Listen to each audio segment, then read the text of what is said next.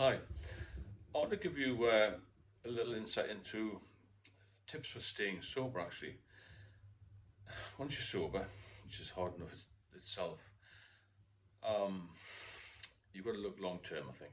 Especially if you're a problem drinker, then you've got to look to the future and think, well, basically, the doctors will tell you, and I will tell you now, you can't have a drink again. It'll seem a bit of a bombshell, but you've got to get used to that. There's only one other choice, and we don't want that one.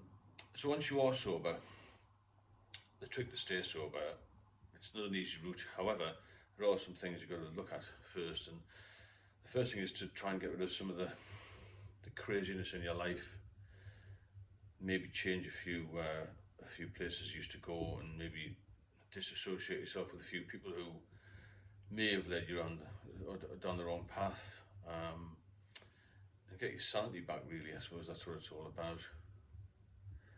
Because really, life sober is much easier than life when you're drinking. Because when you're drinking, you've got to find extra cash. You don't feel well. You've got to hide it from friends, relatives. You become sneaky. You end up in taxis everywhere. Your whole life is consumed with this.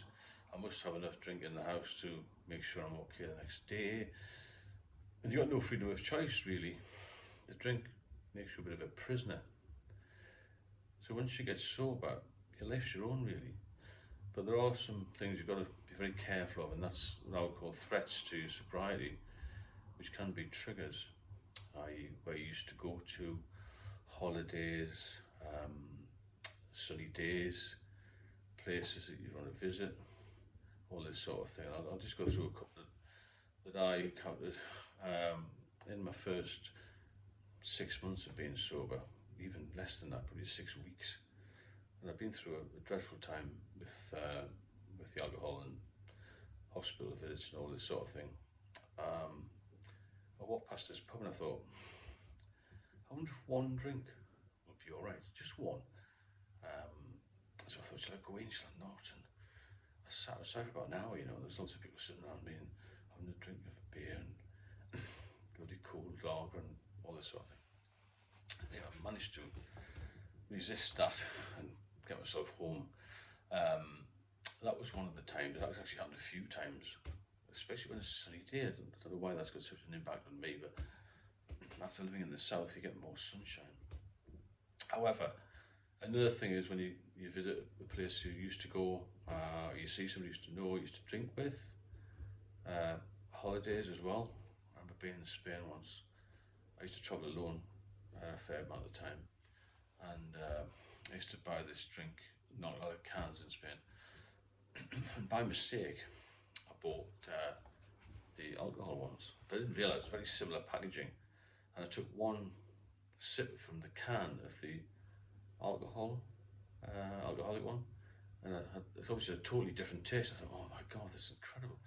So I just spat it out. Actually, I thought, I can't drink this because it's going to start me on the dreadful path again. And I looked at the cans. I thought, I was so tempted just to have a couple of cans and think, well, at least it'll relax me on the beach and all this sort of thing. But I managed to put it in the bin and wander up the shop and get some non-alcoholic stuff. And the next day, obviously, I felt better that I'd done that. That'll come in the first few months. Once you get used to the lifestyle, then you sort of adapt to that. Your system will make you think about how bad it was when you were drinking, all this sort of thing.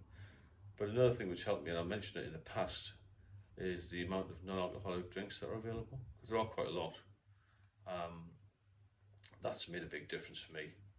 I like a long drink. There's lots of non-alcoholic lagers and ciders around, and that should help you as well.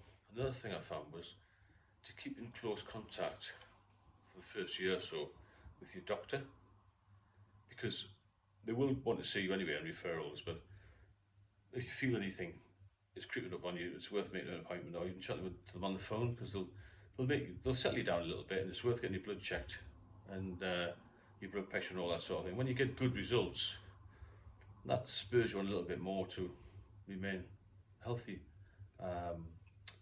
Also nutrition, get some good food into you. Forget about all the rubbish you used to eat after you had a drink. forget about the curries, the pizzas, the ready meals, all that sort of thing, the chips, the fish and chips, and all that. Start to have some good quality food. You will get used to eating that as well. You will, although you might not like salad initially, you will get used to it. And secondly to that, which dovetails really into it, exercise. Maybe join a gym, start going for a walk. Initially I couldn't walk very far, but I've learned to build my strength up and just get back to what I think is quite a normal life now in some ways. And that's another thing: exercise, nutrition, keep your head straight, try and get some good sleep, all the usual things that any GP or any doctor would tell you to do to have a healthy lifestyle, really. But yeah, your triggers are the main thing. Be wary of those.